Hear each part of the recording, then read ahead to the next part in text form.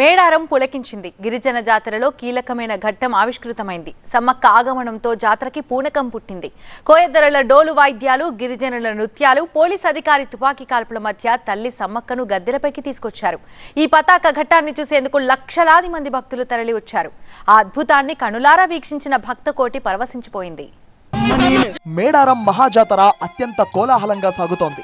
సమ్మక్క సారళమ్మ నామస్మరణతో కీకారణ్యం పులకించిపోతోంది. అశేష జనవాహినికి అభయమిచ్చేందుకు ఆదివాసీల ఇలవెల్పు సమ్మక్క చిలకలగుట్ట నుంచి గద్దెలపైకి చేరుకుంది. సమ్మక్క తల్లి నామస్మరణతో ఆ ప్రాంతమంతా మార్మోగింది.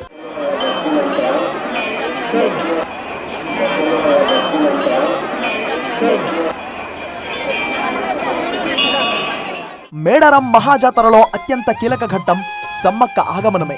సమ్మక్క ఆగమనం కోసం ఉదయమే ఏర్పాట్లు మొదలయ్యాయి. పూజారులు అడవి నుంచి వెదురువనం, ఆడేరాలు తెచ్చి గద్దెపై ఉంచారు.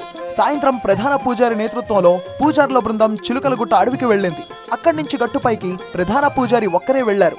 అక్కడ పూజా తంతు అంతా ఆనవాయితీ ప్రకారం గోప్యంగా సాగింది. ఆ తర్వాత తల్లిని తీసుకుని కిందకి దిగారు. సమ్మక్క గద్దెలపైకి రాగానే జిల్లా ఎస్పీ గౌరవ సూచకంగా గాల్లో కాల్పులు జరపడం ఆనవాయితీగా వస్తుంది. సమ్మక్క రాకను సూచించే ఈ శబ్దంతో ఒక్కసారిగా చిలుకలగుట్ట ప్రాంతం భక్తిభావంతో ఊగిపోయింది. ప్రభుత్వం తరపున మంత్రి సీతక్క స్వాగతం పలికారు. ఆమె రాక కోసం తనువెల్లా కళ్లు చేసుకుని ఎదురు చూసిన యావత్ భక్త కోటి ఆమె గట్టు దిగగానే జేజేలు పలికారు. సమ్మక్కను చిలకలగుట్ట నుంచి దాదాపు 2 కిలోమీటర్ల పొడవున డోలు వాద్యాలు, గిరిజన సాంప్రదాయ నృత్యాలతో ఊరేగింపుగా తీసుకొచ్చారు. వనం వీడి జనం మధ్యకు వచ్చిన సమ్మక్కను గద్దెలపైకి చేర్చారు.